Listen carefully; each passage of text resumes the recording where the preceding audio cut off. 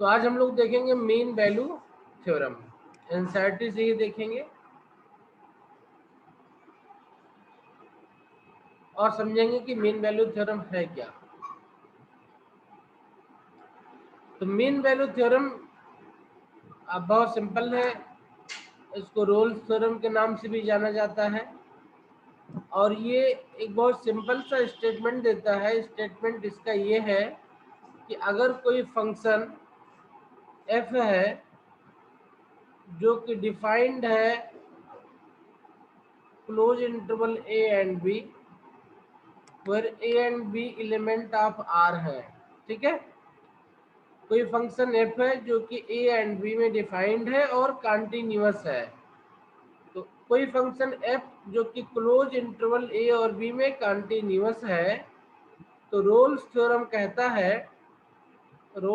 कहता है कि अगर f a और b में कंटिन्यूअस है और a और b पे डिफरेंशिएबल है, तो पहली कंडीशन क्या है कि क्लोज इंटरवल ए बी में कंटिन्यूअस हो और ओपन इंटरवल ए बी में डिफरेंशिएबल हो। अगर कोई function f close interval a and b में कंटिन्यूअस है और open interval a and b में डिफरेंशिएबल है, इसका मीनिंग क्या हुआ पहले तो इसको देखते हैं। इसका मीनिंग ये हुआ, मान लेते हैं a यहाँ पे b यहाँ पे है,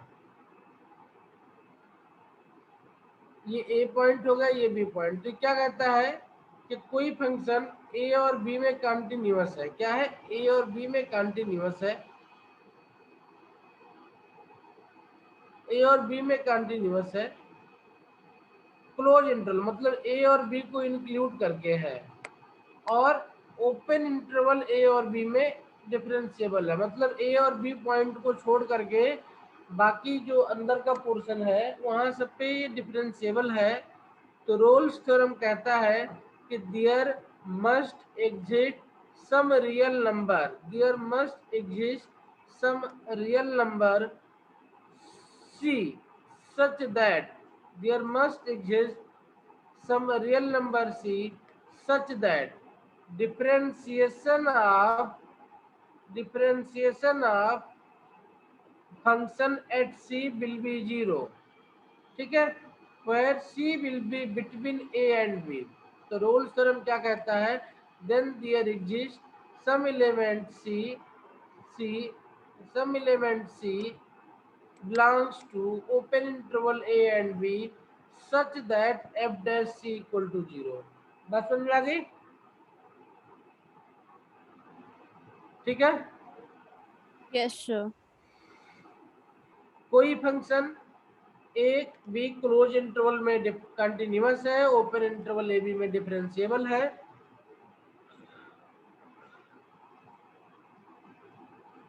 तो रोल्स थ्योरम कहता है कि ओपन इंटरवल ए बी में कोई एलिमेंट सी ऐसा होगा जिस पे जो डिफरेंशिएशन की वैल्यू है वो 0 हो जाएगी। इसका मीनिंग हुआ कि जिस पॉइंट पे जो स्लोप है वो एक्स एक्सिस के पैरेलल हो जाएगा। क्या हो जाएगा? There must exist a point c at which slope of the curve will be parallel to the x axis, ठीक, parallel to the x axis. इसको चाहो तो अदर वर्ड में लैंग्वेज में लिख सकते हो, ठीक है।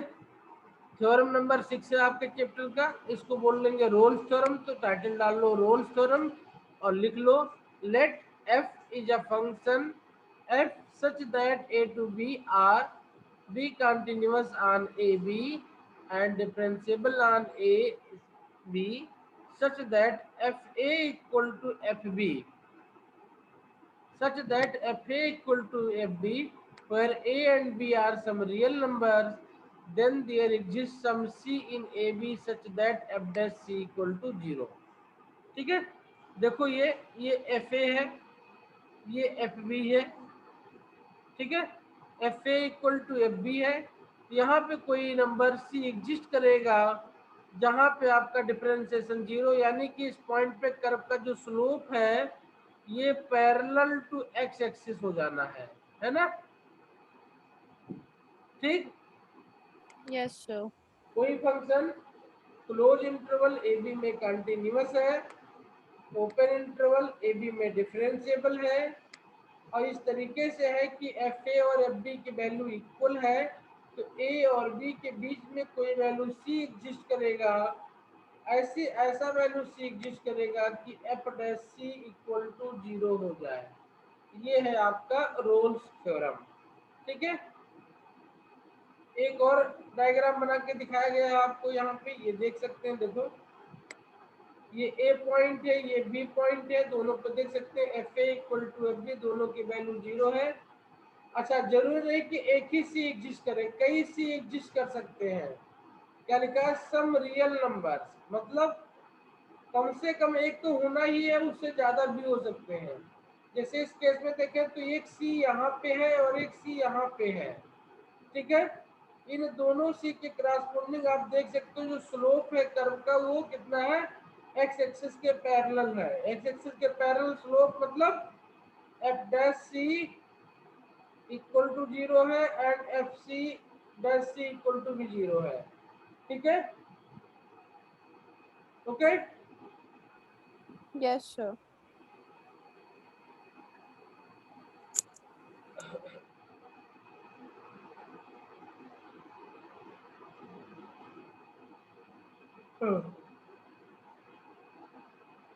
इसी का मेन वैल्यू थ्योरम है।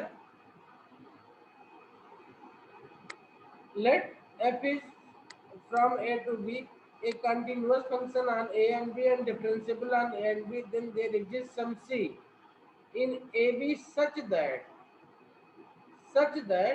this c is also calculated as f dash c equal to fb minus fa upon b minus a। क्या है? If fa does not equal to fb, if fa does not equal to fb, then this mean value theorem can be defined as f dash c equal to fb minus fa upon b minus a। ठीक है, अगर ये दोनों equal हो जाएगा तो f b minus f a 0 बन जाएगा, एफ डैश सी 0 हो जाएगा। ठीक है, तो जनरल मीन वैल्यू थ्योरम है आपका कि ए और बी पे आपका फंक्शन डिफरेंशिएबल है, सॉरी ए और बी कंटिन्यूअस है और ओपन इंटरवल ए बी में डिफरेंशिएबल है, तो भी इनके बीच में कोई पॉइंट सी एग्जिस्ट करेगा, इस तरीके से सी एग्जिस्ट करेगा कि उसकी वैल्यू जो होगी f b minus f a upon b minus a निकाला जा सकता है, और इसको बोलेंगे एमबीटी, मीन वैल्यू थ्योरम। ठीक है, ठीक, Yes, sir.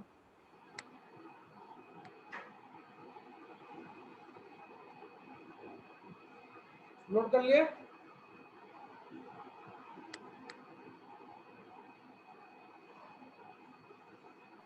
Yes, sir. ठीक है, तो मीन वैल्यू थ्योरम जो रूल थ्योरम का एक्सटेंशन है। ठीक है,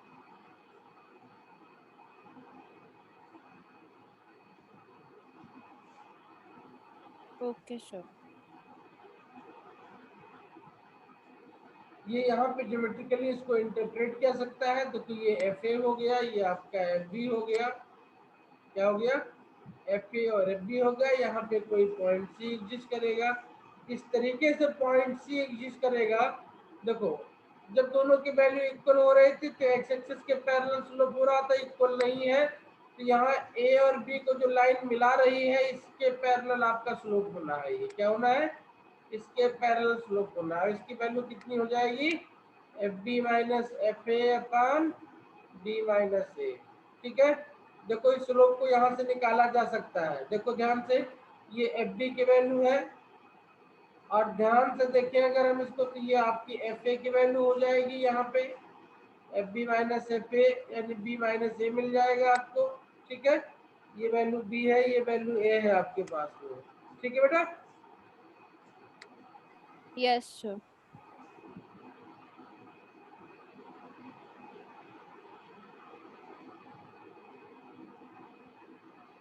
तो इस तरीके से दोनों पॉइंट के कोऑर्डिनेट मिल गए आपको। पॉइंट ए का कोऑर्डिनेट मान लो ये है, पॉइंट बी का कोऑर्डिनेट मान लो आपका ये है, तो सी पे आप स्लोप इजीली निकाल सकते हैं। ठीक है, और इसी का जो स्लोप है parallel to second a b हो जाएगा। ठीक है, ओके। Yes, sir. अब देखो, क्वेश्चन दिया है verify Rolle's theorem for y equal to x square plus 2। तो यहाँ एफ एक्स इक्वल टू आपको एक्स स्क्वायर प्लस 2 दिया हुआ है। इसके लिए रोल्स थ्योरम वेरीफाई करना है। a इक्वल टू -2 दिया हुआ है और b इक्वल टू 2 दिया हुआ है। तो सबसे पहले देखना पड़ेगा कि ये -2 2 में कंटिन्यूअस है कि नहीं है। पहला काम क्या चेक करेंगे कि फंक्शन आपका जो एफ एक्स है ये -2 2 में कंटिन्यूअस है कि नहीं है। तो देखो चाहे -2 ले लें चाहे +2 ले लें, ये स्क्वायर के साथ जुड़ा हुआ है। ठीक है, -2 ले चाहे +2 ले लें। यहाँ पे देखो एफ ए एफ बी दोनों की वैल्यू सेम हो जाएगी। एफ -2 की वैल्यू कितनी हो जाएगी, 6 हो जाएगी एंड f2 की वैल्यू भी 6 हो जाएगी। ठीक है बेटा, यस ठीक है। तो अब एफ ए एफ बी आपका क्या हो गया है, सेम हो गया है।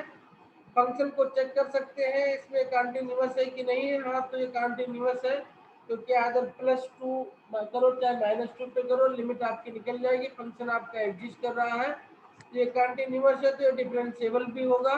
इसका मतलब हुआ कि ये आपका रोल्स थ्योरम अप्लाई करेगा यहाँ पे। और रोल्स थ्योरम अप्लाई करेगा इसका मतलब कोई वैल्यू सी होगी जिसपे एफ डैश सी 0 होगा। एफ डैश सी 0 होने का मतलब कितना हो गया, 2x इक्वल टू 0 हो जाए। 2x इक्वल टू 0 होने का मतलब क्या हो गया, x इक्वल टू 0 हो जाए। यानी कि f dash at 0 equal to 0 बनेगा। यानी x इक्वल टू 0 पे ये फंक्शन आपका जो है 0 हो जाएगा। एफ डैश 0 0 हो जाएगा। ये फंक्शन आपका रोल्स थ्योरम सेटिस्फाई करेगा।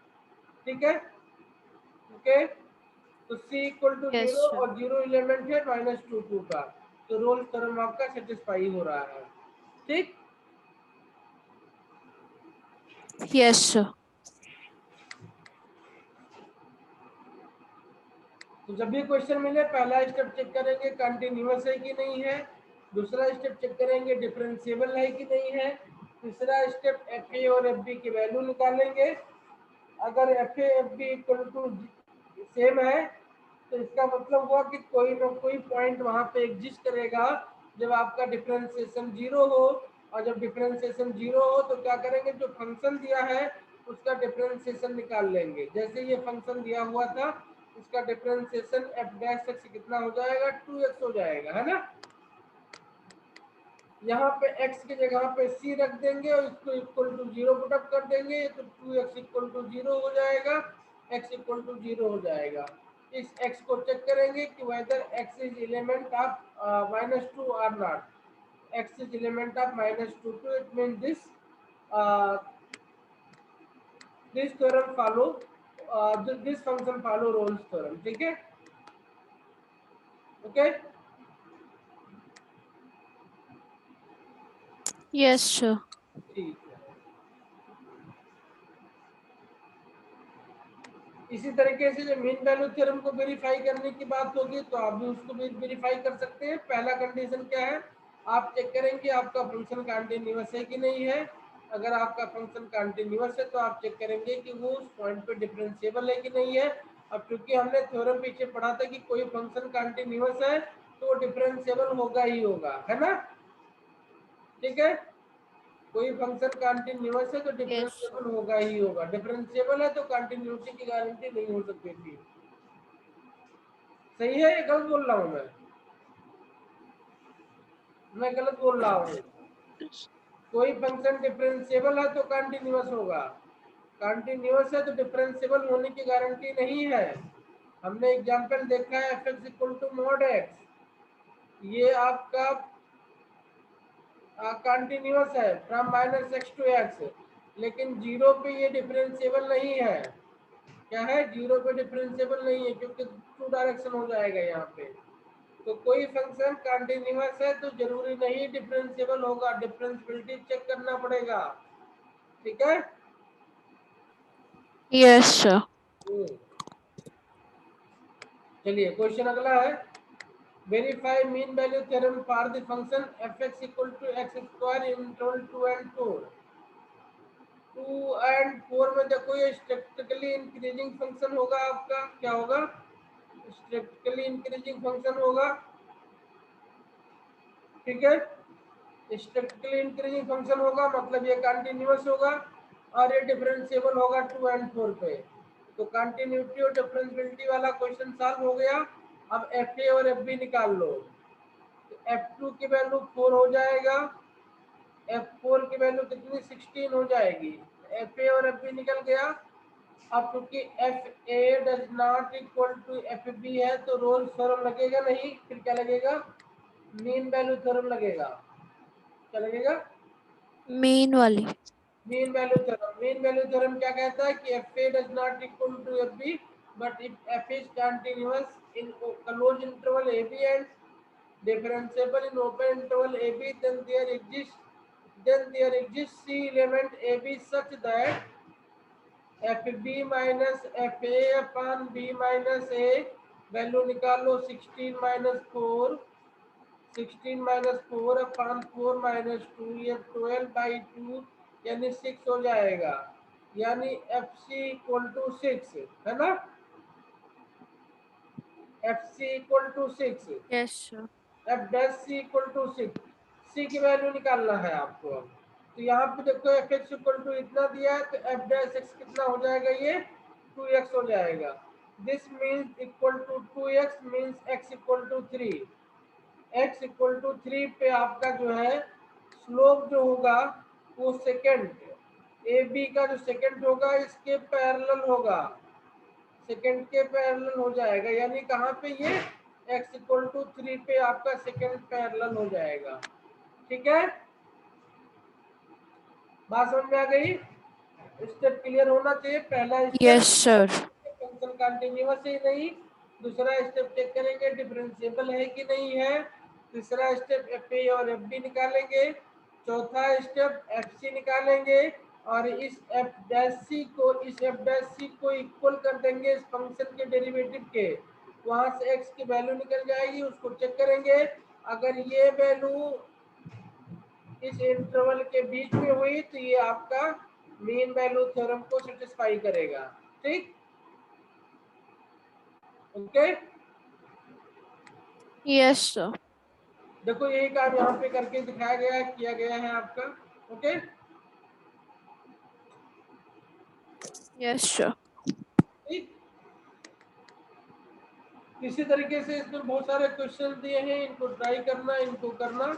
ठीक है, मिसलेनियस थोड़ा देख लेते हैं हम लोग। देखो इस फंक्शन को डिफरेंशिएट करना है तो इसको डिफरेंशिएट करोगे तो f1 प्लस f2 बन जाएगा, दोनों को अलग अलग कर दो। अलग अलग करने के बाद में इसके पावर को ऐसे इस तरीके से पावर में बना दो और इसके बाद इस पूरे को x मानते हुए सॉल्व कर लो, सॉल्व करके इसको वैल्यू निकाल लो। ठीक है, ओके सर।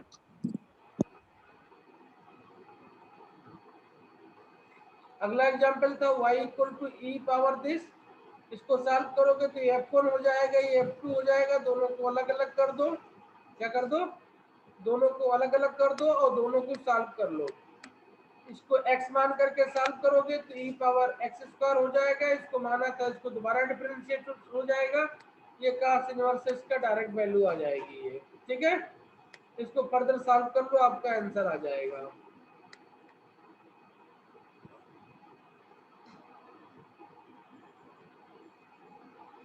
Okay sir. ठीक, यहाँ पे देखो y equal to log x दिया हुआ था ये आपका क्वेश्चन में,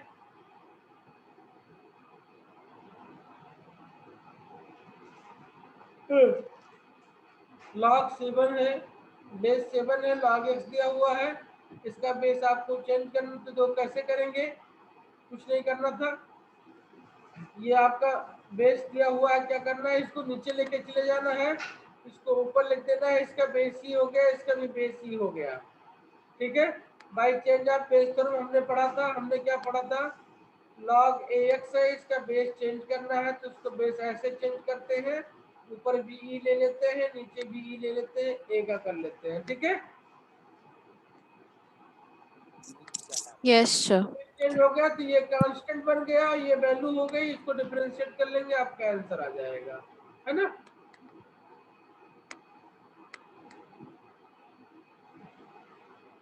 ये सारे क्वेश्चन इस टाइप के देख चुके हैं हम लोग, क्योंकि इनवर्स ट्रिग्नोमेट्री पढ़ चुके हैं हम लोग, ठीक है। तो cos इनवर्स sin x है, इसको x मान करके डिफरेंशिएट करोगे, क्या करोगे, इसको x मान के डिफरेंशिएट कर सकते हो, या sin x को आप लिख सकते हो cos के टर्म में, क्या लिख सकते हो, π/2 माइनस एक्स, क्या लिख सकते हो इसको, Yes, sir. π/2 minus x, cos cancel हो जाएगा, π/2 माइनस एक्स हो जाएगा आपका, ठीक है। ओके, डिफरेंशिएट करेंगे इसको, तो पाई का ये जीरो कांस्टेंट है, जीरो हो जाएगा, सिर्फ माइनस एक्स है, इसका 1 हो जाएगा, ये -1 आपका आंसर हो जाएगा, ठीक। Yes, sir. आप इसको डायरेक्टली डिफरेंशिएट करें एक्स के टर्म में, तो ये हो जाएगा, क्या होता है, देखो जो cos इनवर्स एक्स का sin इनवर्स एक्स का होता है, उसके टर्म में भी चाहे तो आप इसको डिफरेंशिएट करके निकाल सकते हैं, ठीक है, बट कोई फायदा नहीं, डायरेक्टली यहाँ पे इजी हो जाएंगे वहां। इसी तरीके sin x अपान 1 प्लस cos x है, इसको सॉल्व करेंगे, क्या करेंगे, इसको सॉल्व कर लेंगे, देखो यहाँ पे कैसे सॉल्व करेंगे, sin x को 2 sin cos लिख देंगे, cos को आप 1 को कैंसिल आउट करना है, तो 1 कैसे कैंसिल होगा, cos को 2 cos square x by 2 minus 1 करेंगे तो 1 1 कैंसिल हो जाएगा, cos cos कैंसिल 10/2 यानी x/2 आ जाएगा खाली, ठीक है, x/2 का मतलब 1/2 आपकी वैल्यू मिल जाएगी, ठीक है, ओके। Yes, sir. ये क्वेश्चन बहुत इंपॉर्टेंट क्वेश्चन है, इंटरेस्टिंग क्वेश्चन है ये। Let f(x) equal to sin inverse 2 power x plus 1 upon 1 plus 4 power x।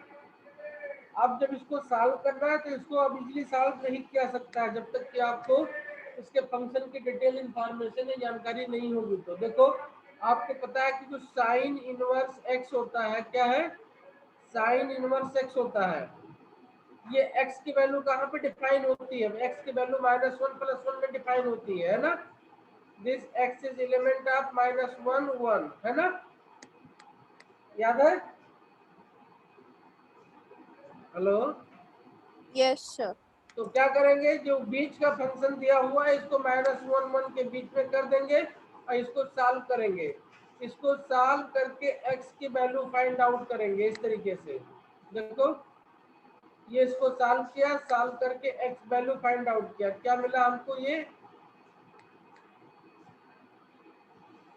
करने पे हमको ये फंक्शन मिल गया, ये इस टाइप का फंक्शन मिल गया, देखो ये।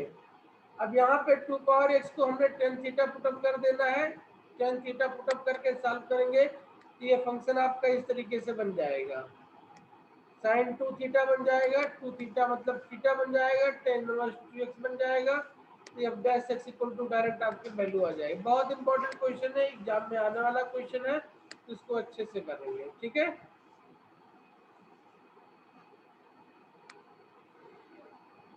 ठीक, Yes, sir. ओके।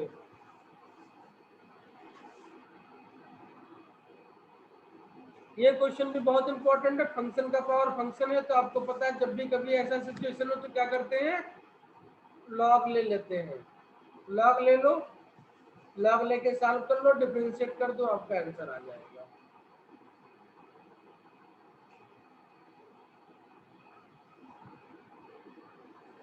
ये देखो पैरामेट्रिक टाइप का सिचुएशन बनने लगा है, y a power t x a power t दिया हुआ, तो कुछ नहीं करना है आपको, dy बाई डी टी निकाल लेना है, dx बाई डी टी निकाल लेना है, और दोनों को निकालने के बाद में क्या करना है, डिवाइड कर देना है, ठीक है।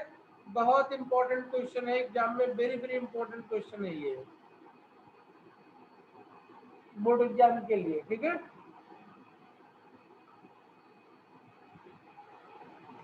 इम्पोर्टेंट क्यों है, Okay, इम्पोर्टेंट sir. इसलिए क्योंकि यहाँ पे ये जो फंक्शन इस टाइप का दिया t प्लस 1/t, इसको कई बार डिफरेंशिएट करने में बच्चा गलती करता है, ठीक है।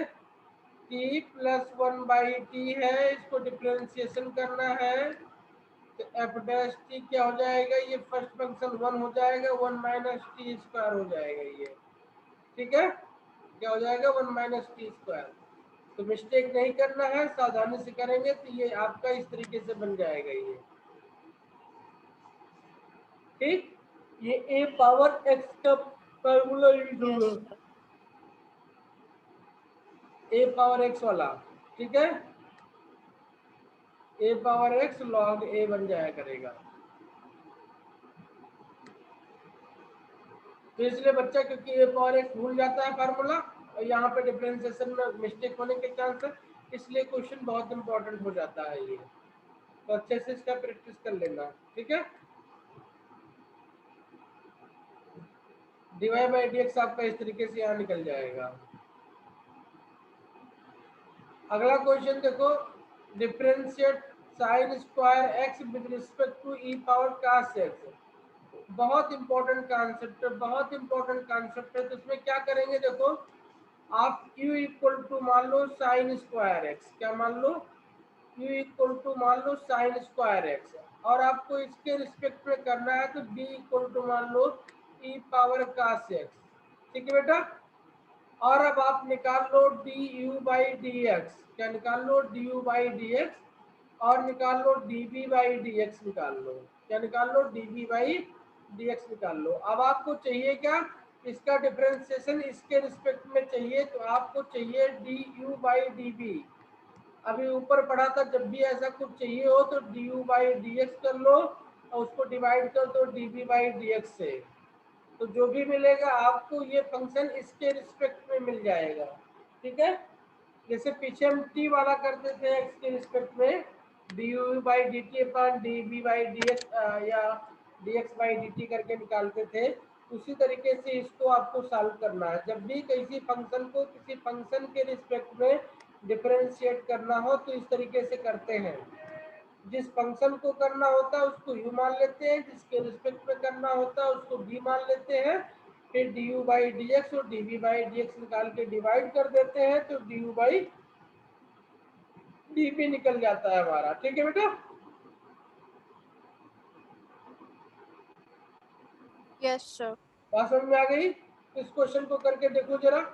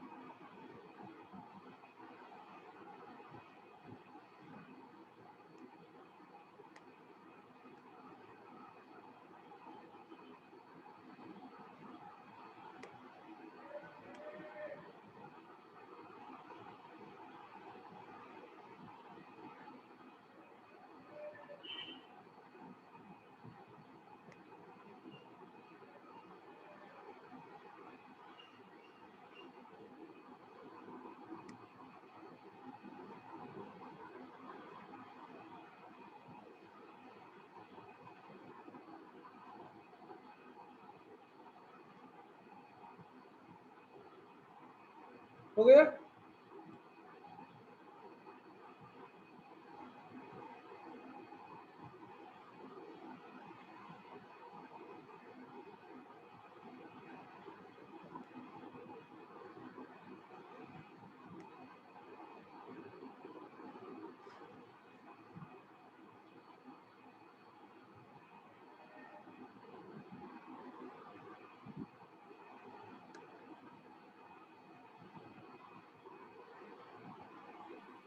Yes, sir. हो गया. ठीक है, समझ में आ गया ना।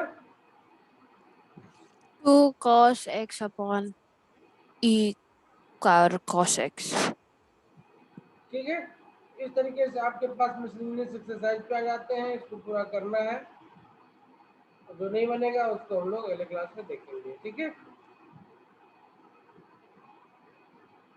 Yes, sir.